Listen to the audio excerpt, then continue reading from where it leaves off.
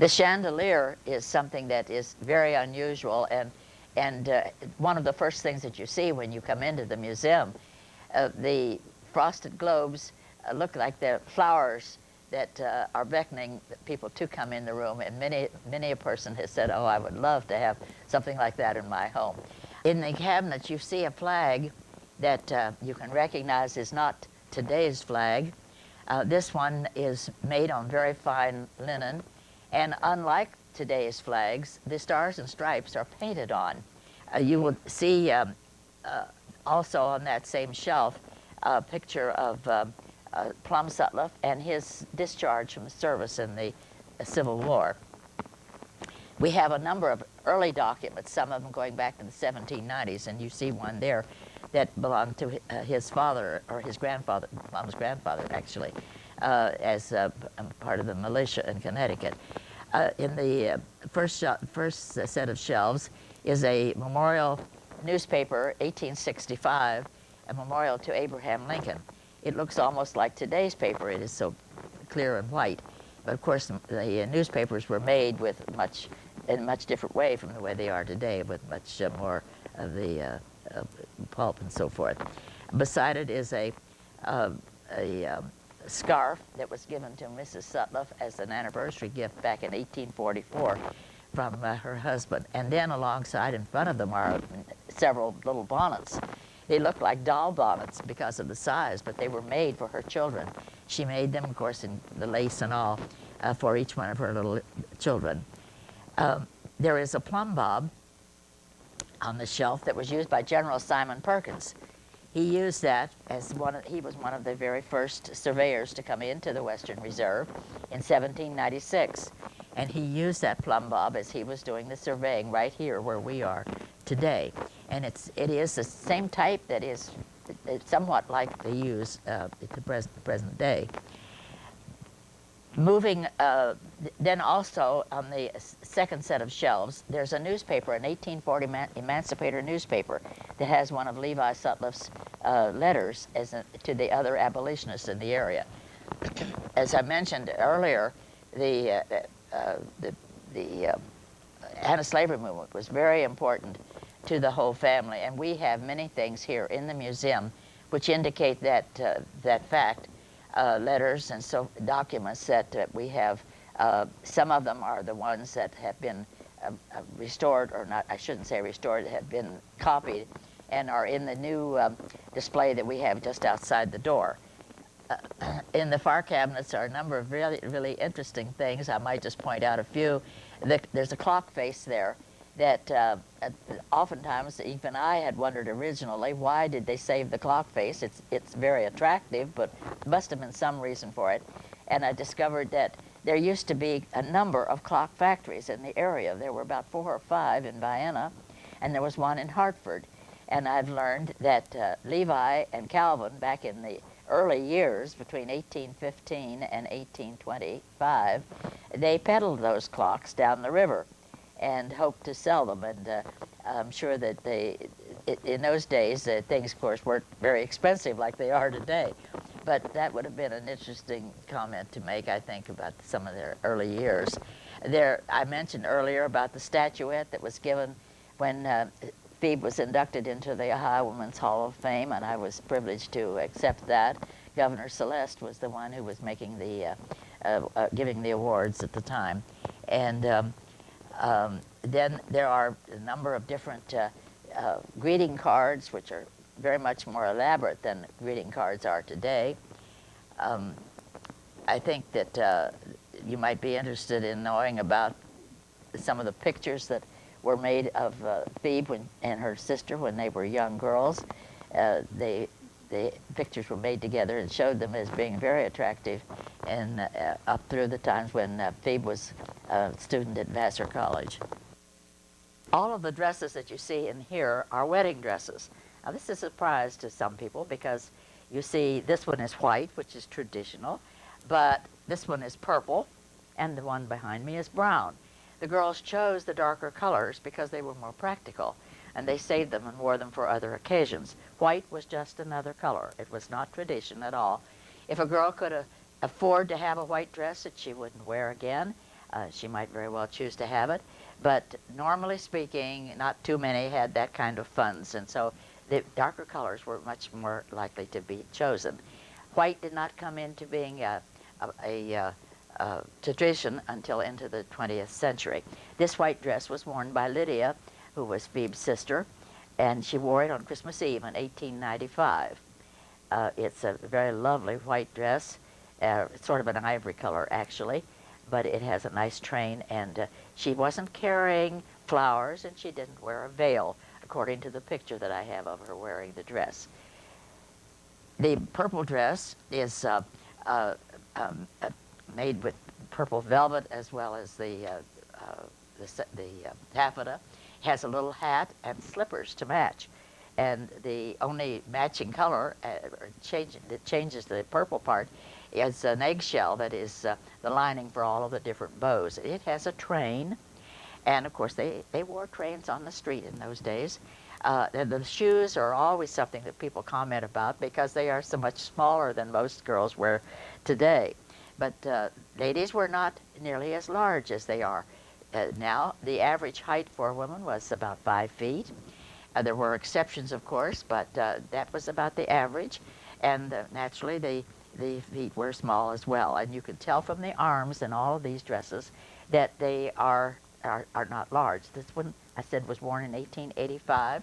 The purple one was worn in 1878, and the brown one was worn in 1883. The brown one does not have a train, but it is, all three of them are similar in their styles with the piece, the vest parts and the arms and so forth. We've just very recently received this lovely pump organ. It's a Kimball. It goes back to about 1880 and is in excellent condition. It's a very lovely organ, and of course organs were very popular in the Victorian period. This is as I mentioned, a Kimball, and I was delighted to have it to add to our collection here. The doll that you see on this secretary generally is on this table, but because of the size of this beautiful schoolhouse that is temporarily here, actually this is a part of my changing exhibit, which you see in the cabinet over here. And this changes every 2 months. But because of the size of this, and you really need to look at it from this side to see inside all of the detailed things that have been made. This has all been handmade, and it even has a little bell on the side that rings. It's a really lovely thing, and the books and so forth that are in the cabinet are all in the 1800s. I think the oldest one is 1826, and those are all things that were used by teachers and students in these early years. As I mentioned, it's a changing exhibit. This will be going out the end of September, and I have another collection coming in for October and all through the rest of the year. The doll, as I mentioned a minute ago, it was Phoebe's doll. It goes back to 1890. It was made in Germany. She has a beautiful bisque head, and they're wearing the original dress that she wore when she was brand new. Back in the early years, before the day of the ballpoint pen, this was the kind of pen that was used, and it required liquid ink. And it would have, in the schoolhouse, the schools and the desk, there was a little hole on the desk for the ink bottle to go, and you would put your pen in that and write. Here, because it's a nice home, and you have an attractive ink container that is nicer than a bottle. And so you would put the pen in that, and then when you came to the end of your writing, the ink would still be wet, and you needed one of these. And when I ask, what is this, I rarely ever get the answer. I expect it to be that way, but this is a blotter. Now, blotters were very, very popular and easy to come by. They were very necessary when they used that kind of pen. And when you were ready to finish your writing and you wanted to fold the paper or put it away, you needed something to dry the ink. And so you would put this very carefully over the wet ink, and this would absorb any of the wet part of it. When this was was soiled completely, you would take this piece out and put another blotter in its place. This is the holder for the blotter. Blotters came in all sizes. They were free as a rule, unless you were buying some big one, like oftentimes were bought for teachers' desks that were big ones. And they were always in boxes of stationery because they were very necessary. These quilts were made by Mrs. Sutliff. This one here had been a political banner for the presidential election for Blaine and Logan in 1864. Blaine and Logan were supposed to have been elected. They were Republicans, but in those days there was not much means of communication, and the slinging of the mud, the last of it, took hold, and as a result, Grover Cleveland became the president instead. So Mrs. Sutliff simply took the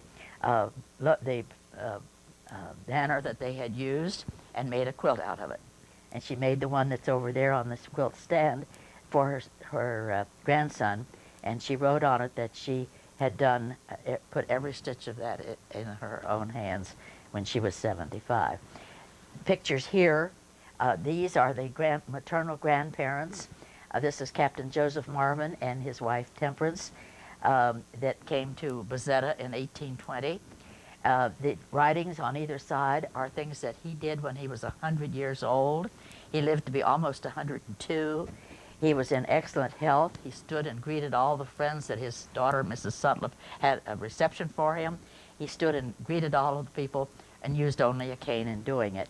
The writing indicates that his mind was very clear and he wrote very legibly.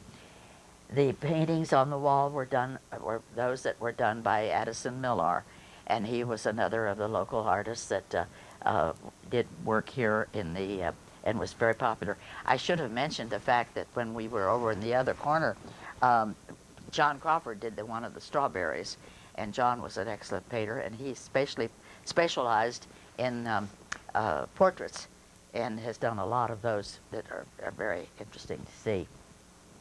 The muzzle-loading musket is hanging there.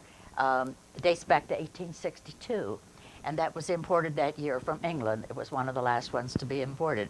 It's a tower model, has a crown logo on it, and may very well have been used in the late days of the Civil War because Plum Sutliff was in the service at that point in time. But it would have been a very strong, very good hunting gun, and that would have been its real purpose. There are several things here that I might mention for it. The stone, you would wonder, it's a great big block, it looks like. That was a stone that was used out in Bezetta by the Indians there, and they used it to crack their corn. They were leaving the area in the early 1820s, and little Phoebe Marvin was a very little girl at that time, and I guess they wanted to give her something to remember them by, and they suggested that she could use it to crack nuts. And the family used it for that purpose for over 100 years. With an old mallet, it did a good job of cracking black walnuts and hickory nuts, and the kind that you can't really use a nutcracker for. There's a soapstone foot warmer here. That was something that held heat real well because it's made of soapstone. They could put it down in the coals, get it good and hot, wrap it with a piece of carpet or an old blanket, and carry it to their carriage or to their sleigh. They put their feet on it, and that was supposed to help to keep them warm. The necessities over here, there's a 7-piece set, which of course was very important to have, and that is a very nice matching set. Charlotte. There are a number of things here that are of interest, pictures and so forth. Photography, you know, started in 1839 with the daguerreotype, and I have several of those in one of the cabinets. The second to here was the tintype, and I have some excellent examples of tintypes here. Very large ones. Most of them were not quite so big, but these are good size. One of Mrs. Sutliff and one of one of the boys' wives and her sister. There are things that we always find in museums of Victorian style. This, of course, is a slate. Youngsters usually want to call it a chalkboard, but this is definitely a slate, and it's made from slate that comes right from the ground. This was very important for the children to have. to do all of their writing on, the stories, problems, and so forth. It was unusual for anyone to have a double one like this, but it was very great to have an extra one to be able to use. They wrote with the slate pencil, not with chalk, because chalk would have been too big. They didn't use chalk in those days. But this slate pencil is like a pencil. You put a point on it, it would wear down, and you put another point, and finally it would be gone. And so you would have to replace the pencil. But this was necessary for all the children as they were going to school. Then I have another kind of slate, which is a transparent slate. This one has pictures on it, and there were paints along the side, and you could paint these pictures. If you made a mistake, you just wipe it off and do it again as many times as you like. And if you got tired of doing this picture, you could very easily put another picture in back behind. And this would help to amuse a youngster for quite some time. Paper, you know, was it was scarce and it was expensive. And so this was a nice way to take care of entertaining a child for a period of time. There should be a brush right here, which I unfortunately don't have. Then something that I think is really a highlight in the museum is this little item. And I always ask, what is it? And of course I get all kinds of interesting answers. But you set it this way, and you put bait on the nail that you could see in there. And when the little mouse would run in to get the bait, he got caught. Didn't really hurt him, surprised him. He tried to get out. And he would then find eventually the hole that's on this side. And he'd get over on this side, and then he'd just go round and round and round and round. Didn't give him any freedom. But that made enough noise when it's on a flat surface like this. It made enough noise that the householder knew he'd caught a mouse. And then he would take the whole thing and put it down in a bucket of water. And what did he have? A drowned mouse. Now that was instant death, and that was the reason for this kind of trap. This, they thought, was more humane than catching them by a leg and just letting them lie there for a while. So that was the purpose in this kind of trap. I saw one exactly like this when I was in the Ford Museum up in Detroit several years ago. So it was one that was used. This item here is something that youngsters usually tell me is to hold yarn. Well, actually, it's a string holder. String used to be very, very important and very necessary. Don't use it nearly so much today.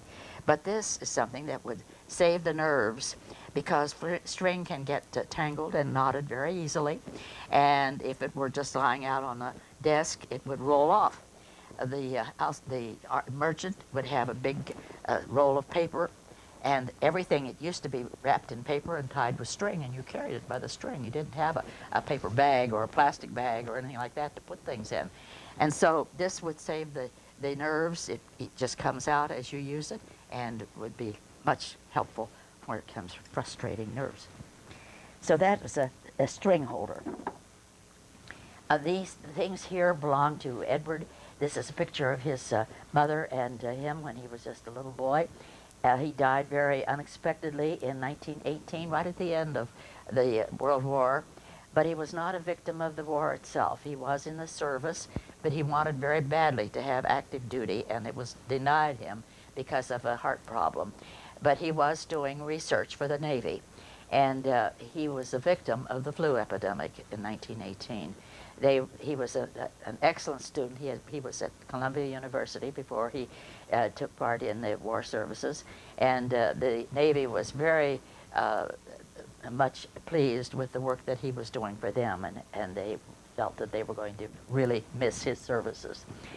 These are all things of his that were kept, and one little pair of shoes was the pair that his mother had made by a cobbler. By that time, you could have bought a pair of shoes, but it was something special to have a nice pair specially made, and so she had the cobbler make those shoes, and you can see very easily where the tacks and so forth were put. And I have this little instrument here that is what was used by cobblers when it used to be necessary to go to a cobbler to have your shoes made. And the plate that's on it is a size 3, I've been told. that can be removed, and they have different sizes that they put on it, and he would work with that in order to make the, when he would cut out the size, or trace the bottom of your foot on a piece of leather, cut that out, and then he would make the shoe accordingly. I'd like you to notice the pretty lamp. That, of course, was originally an oil lamp. It's very beautifully, it has been converted to electricity. The clock is an Ansonia that dates back to 1890. It's made of cast iron. It is very, very heavy, has a marbleized finish, but it keeps good time and does strike on the hour and the half hour. The picture that's above it is one that I really, really enjoy. It is supposed to be a picture along the river someplace. I don't know where. It was done by William Porter in 1863, and it would be supposedly the Mahoning River, I assume. But it was, I think it's a perfectly gorgeous picture, and the frame really does it well, sets it off. The map over here is an interesting one. It shows what Trumbull County was like in 1830. I mentioned the fact that it was a very large Western Reserve originally, and when it became Trumbull County, it still was the same size that it had originally been. But eventually, there were parts of 14 counties taken out of that original Trumbull County. By 1830, some of these had already started to be removed, but it was not complete. There was no Mahoning County. All of that area was still a part of Trumbull County at that point in time. And that shows things that were taxed and the population for all of the townships. And I've had people who know the number of their lots in those townships. They can find them on that map. When Trumbull County was set up, it was set up in townships of 5 miles square. And you can go today from one point to the point in the next township is 5 miles.